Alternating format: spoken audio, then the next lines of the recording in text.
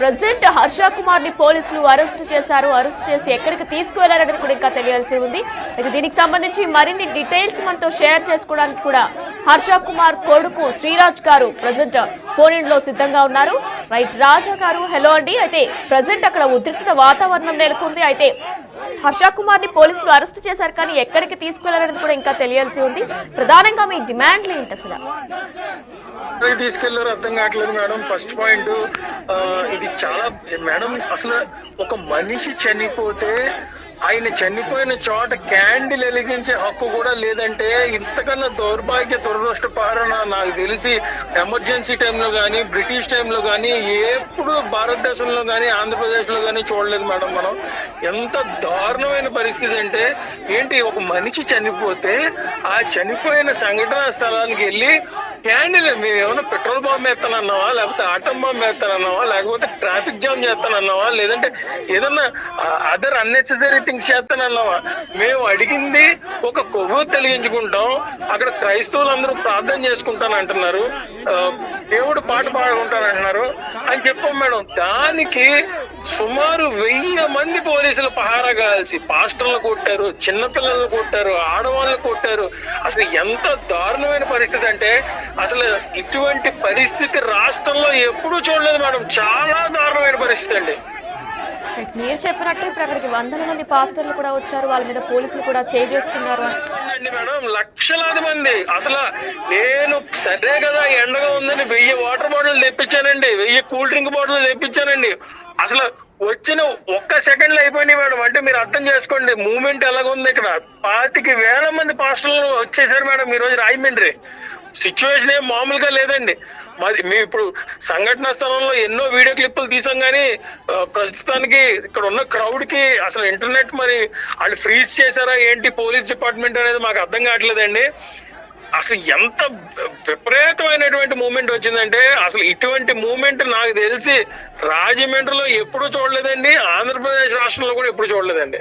అయితే హర్ష కుమార్ గారిని ప్రత్యేకంగా ఎందుకు అరెస్ట్ చేశారని మీరు అనుకుంటున్నారు? ఎందుకంటే ఒకవేళ ఏమైనా ఆధారాలు ఉంటే పోలీసుల ముందు బయట పెట్టమని కూడా పోలీసులు చాలా సార్లు కోరారు, అయినా సరే ఆయన పెట్టలేదు. అయితే దీనికి సంబంధించి ఫేస్బుక్ లో కూడా పోస్టులు పెడుతున్నారు. అయితే ఆ కారణంగానే అరెస్ట్ చేశారా? ఇప్పుడు దొంగల చేతికి తాళాలు ఇస్తావా మేడం? మీరు వెళ్ళిపోతే పోలీసుల చేతికి తాళాలు ఇస్తారా మేడం? దొంగల చేతికి తాళాలు ఇస్తారా మేడం? అరే మీరు తప్పు చేశారు, మీరు ఎఫ్ఐఆర్ రిజిస్ట్రేషన్ చేసినప్పుడే యాక్సిడెంట్ అని చేద్దామని చూశారు. మీరు దీన్ని అసలు మర్డర్ కాదు, ఇది యాక్సిడెంట్ అని ఫస్ట్ నుంచి కూడా your intention it self is prove this as an accident and close the case.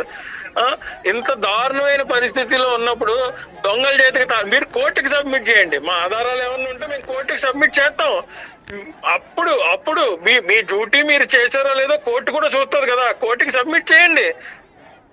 పోలీసులు ఏం చెప్పారు ఆఖరిగా? అంటే ఎక్కడికి తీసుకెళ్తున్నాను ఏమైనా చెప్పారా? ఎందుకంటే ఇప్పుడు వరకు ఏమీ తెలియదు మేడం. మా ఫాదర్ 65 years మేడం, చిన్న మనిషి ఏం కాదు. ఈ రోజున మేము చాలా భయప్రాంతంలో అవుతున్నాం మేడం. మరి ఆయన ఎక్కడున్నారో తెలియదు, ఏం జరుగుతుందో తెలియదు. ఇదే కానీ ఇప్పటి వరకు కూడా శాంతియుతంగా చేశాం మేడం. ఇంకా ఓపిక సహించిపోతే ఇది ఇంకా శాంతియుతంగా వెళ్ళదు మేడం. దీనికి ఏదైనా సరే రాష్ట్ర ముఖ్యమంత్రి, హోంమంత్రి బాధ్యత వహించాల్సి ఉంటుంది మేడం. అసలు ఫైనల్ గా అసలు మీరు అక్కడికి ఎందుకు వెళ్ళాలనుకున్నారు ఈ రోజు? అంటే ఈ గుడ్ ఫ్రైడే, ఈస్టర్ సండేకి సంబంధించి symbolic protest madam. This is a symbolic it is not even a protest, it is not a gathering. అసలు మేము అక్కడ మేడం అసలు ఈ భూ ప్రపంచం మీద ఏ క్రైస్తవుడైనా సరే ఈస్టర్ పండుగ రోజున బరియల్ గ్రౌండ్కి వెళ్ళి క్యాండిల్ వెలిగిస్తాడు మేడం, చనిపోయిన వాళ్ళకి ఒక్క గుర్తుగా. రేపు ఎవరికి వాళ్ళు బరియల్ గ్రౌండ్స్ లో ఉంటారు, వాళ్ళ రిలేటివ్స్ కి క్యాండిల్ వెలిగించుకుంటారు.